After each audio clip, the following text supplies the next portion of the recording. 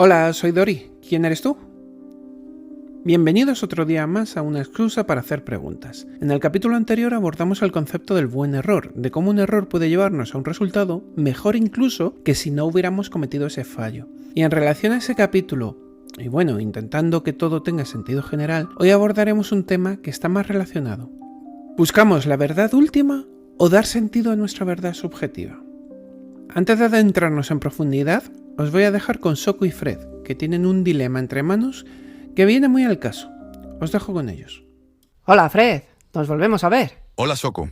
Sí, qué gusto me da verte. ¿En qué andas liado? Qué bueno que me preguntas. Pues verás, llevo mucho tiempo enfrascado en el dilema de la dualidad mente-consciencia.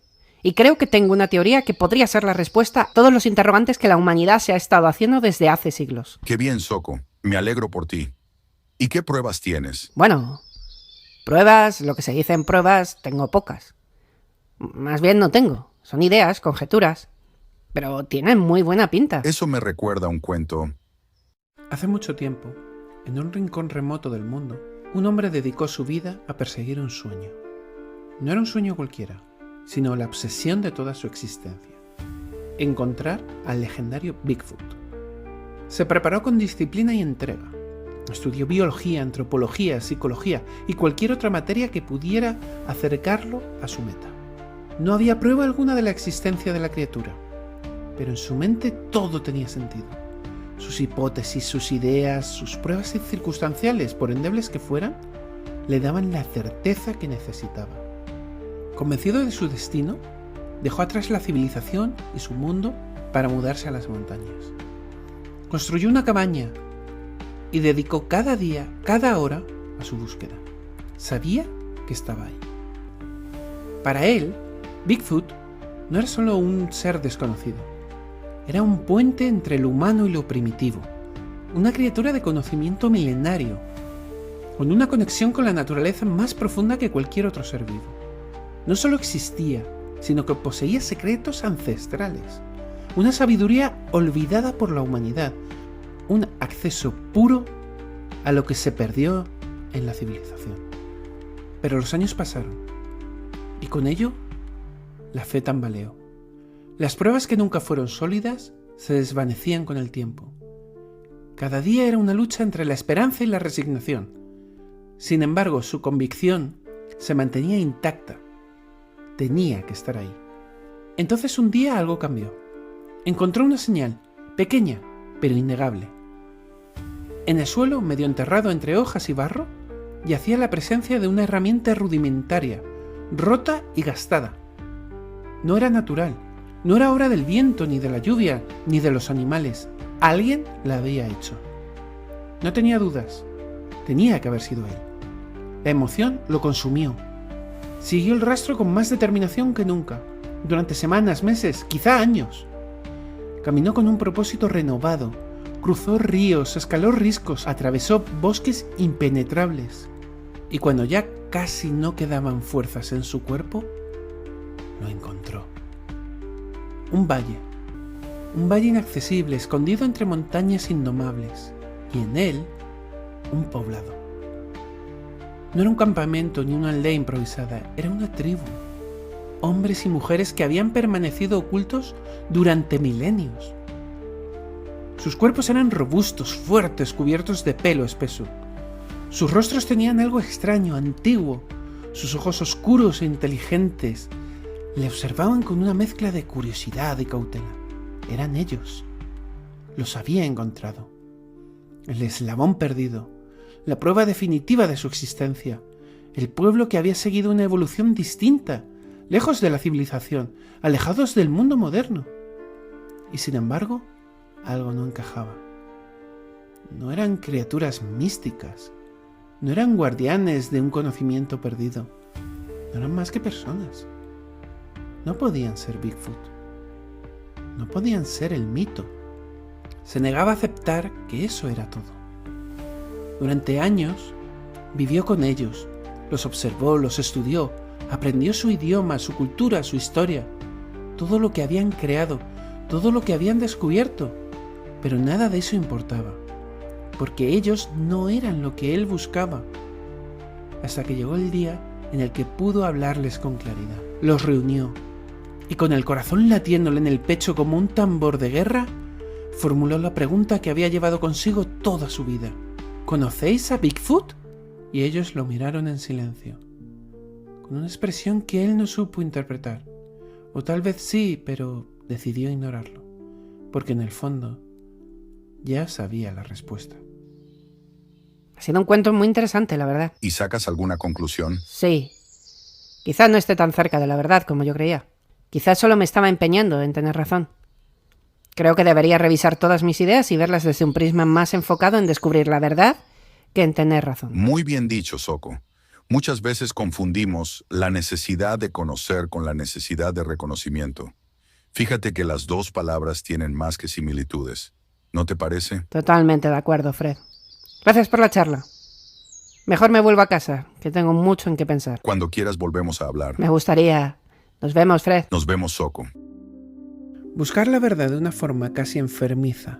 Y cuando llegas a ella, quizá no era la respuesta que esperabas.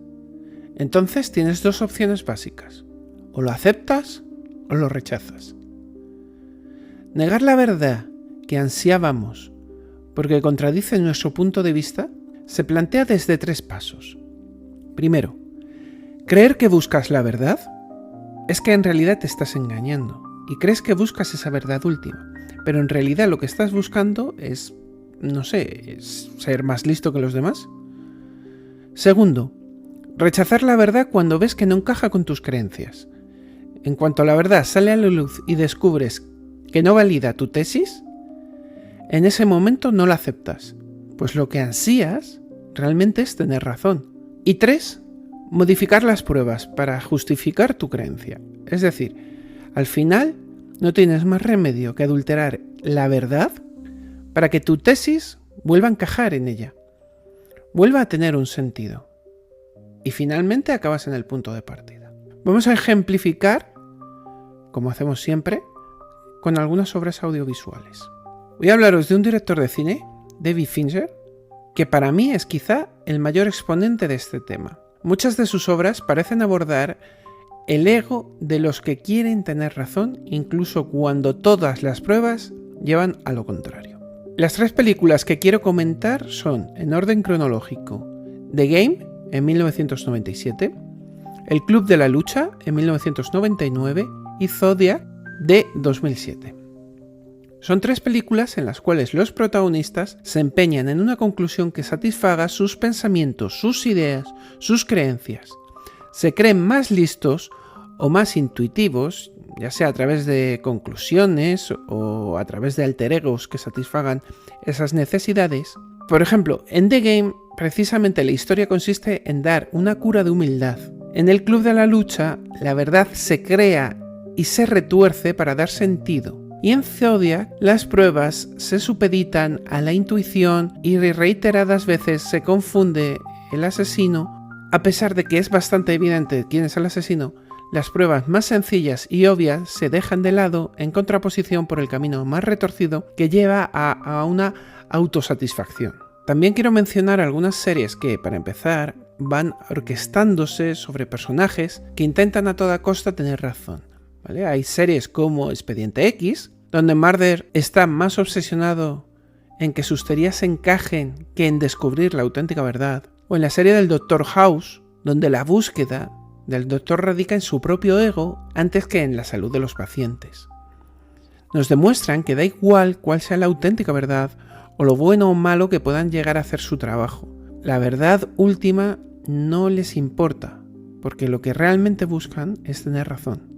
Me viene a la cabeza el videojuego de The Witness, de 2016, que juega mucho con esto mediante la experiencia del jugador, siendo nosotros mismos los que vamos a empezar a tener nuestras interpretaciones subjetivas de la historia, donde vamos a ver piezas que encajan, que no tienen una relación real, de tal forma que el creador del juego, Jonathan Blow, ha reiterado varias veces que los jugadores que han intentado dar una explicación de la historia realmente no tienen ni idea. El juego está diseñado para dejarte tener varios niveles de comprensión, dijo en una entrevista para Eurogamer. Pero esto hace que el jugador cree su propia experiencia y luego intente darle sentido, aunque ese sentido no sea real. como por ejemplo en la película del Faro de 2019, donde los protagonistas necesitan saber la verdad de por qué están en ese faro, pero en realidad no pretenden llegar a la verdad, sino a la demostración de su propia percepción, como una alegoría de la defensa de los puntos de vista. Os voy a referir a una película de 1962,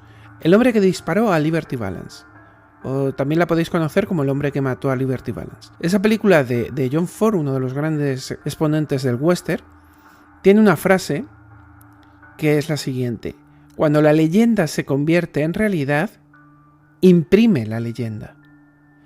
Esta frase nos demuestra que en general las personas, como el protagonista del cuento de Fred, buscan la fantasía, una historia conveniente en lugar de la auténtica realidad. Voy a intentar ligar esto con un episodio, el 14 de la primera temporada de la serie de Modern Family, titulado Alunizaje. En este capítulo, Claire, tras hablar con una excompañera de trabajo que no ha tenido hijos y está triunfando en el mundo laboral, quiere enseñarle su familia, como ejemplo de lo magnífico que es su decisión vital. Esto es muy interesante, ¿vale? Es un punto muy interesante. Pues a fin de cuentas, nuestras decisiones deberían tener un objetivo, que es que nosotros estemos bien, no que estemos bien para los ojos de los demás. Así la lleva a su casa para enseñarle una realidad distorsionada, que le dé la razón de por qué ha tomado esas decisiones.